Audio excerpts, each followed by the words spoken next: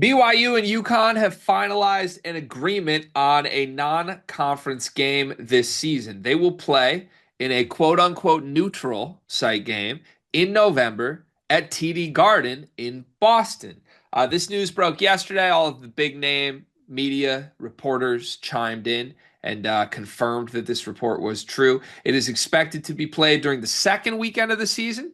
They're targeting either November 14th or 15th for that game. Kevin Young, Dan Hurley, AJ DeBansa, Braylon Mullins, Richie Saunders, Alex Caravan, Kebakata, Terrace Reed. I'm excited for this game. Are you excited for this game? What are your thoughts? I'm extremely excited for this game. Look, there's so much hype around BYU and what this season means, and them scheduling this level of non-conference games is something I want to see because you and I talked about it a lot last year, and yes, I know before all BYU fans comment, it wasn't Coach Young that made the schedule last year, but it was a lot of cupcakes. The non-con was.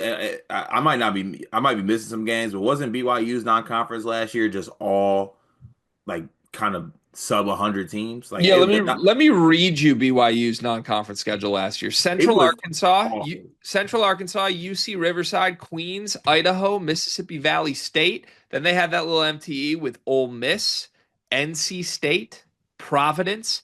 If you're wondering, there was one top 90 team out of those three that I just said. Fresno State, Wyoming, Florida A&M.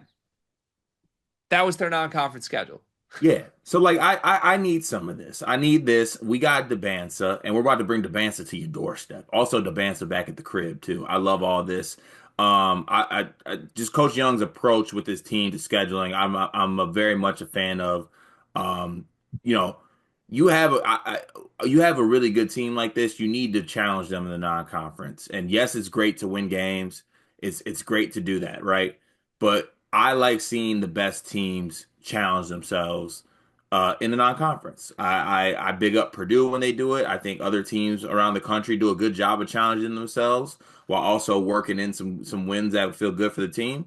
But I like this one a lot. And obviously BYU is going to be one of the better teams in the sport next season, and UConn is on the revenge tour, and they're going to be one of the better teams in the sport next season. So I love this. So we went through BYU's schedule, said they had one top 90 non-conference opponent and blasted it. Can we do UConn's now from last year? We know how they rock. Okay, so UConn's schedule from last year: Sacred Heart, New Hampshire, Lemoyne, East Texas A&M, Memphis, Colorado, and Dayton. Reminder, they went 0-3 in the Maui Invitational without playing a top 50 opponent in any of those three games. Maryland Eastern Shore, Baylor, Texas, Gonzaga. Then you were into conference play. Now I understand Baylor, Texas, Gonzaga has some juice. You go to the Maui Invitational, you don't expect to go 0-3. You expect to play some good teams. UConn played one top 29 opponent in the non-conference last season. Not ideal. Neither one of these teams had a fun schedule last year at all. So I applaud that this is happening. It's also probably happening because both of these teams feel great about their teams again, right? Yeah, UConn and BYU are looking at each other like, yeah, give us the good teams this year. yeah, we got. Oh, I got good players. Hell yeah, let's see them. Yeah, Let's rock. yeah, I'm excited for it. Neutral site game in Boston. That doesn't feel all that neutral, does it? It'll be heavy, heavy, heavy UConn, of course. I mean, don't underestimate BYU fans' ability to travel, but like, isn't that more of like a semi-home game than a neutral game? Yeah, Ken Palm does the semi-neutral thing, doesn't he? Doesn't UConn have like a third home gym in Boston? I thought I know they like to rotate all of their home gyms. They have seven total. Yeah, okay. There's What are the line. seventh? You have stores. You have Xfinity.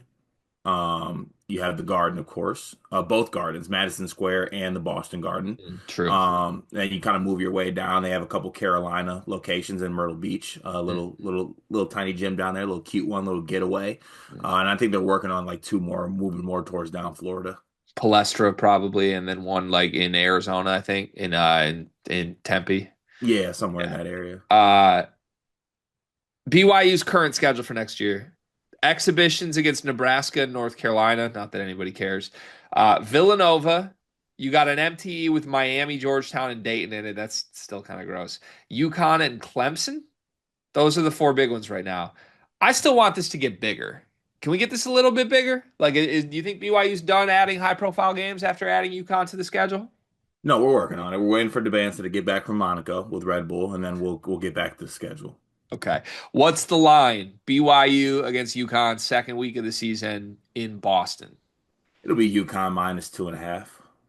Yeah, I think that's a good read by you. What? But also, isn't BYU ahead of UConn in the standings? So are they getting like a home neutral bump here?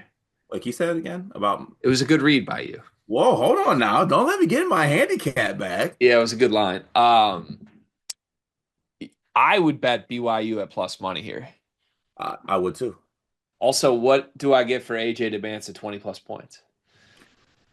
Oh, see, we're gonna make some generational wealth early on this season because we're gonna somehow get plus money on AJ Devant, like plus 110 for 15 points until they figure it out. You think sportsbooks are unaware of who AJ Debance is? Yeah, ladder me. Yep, because they don't know. No, they're aware of AJ Debanza. They're not aware of BYU yet. Understood. They're not aware. Understood. All right. More marquee matchups, please. Kudos Dan Hurley. Kudos Kevin Young.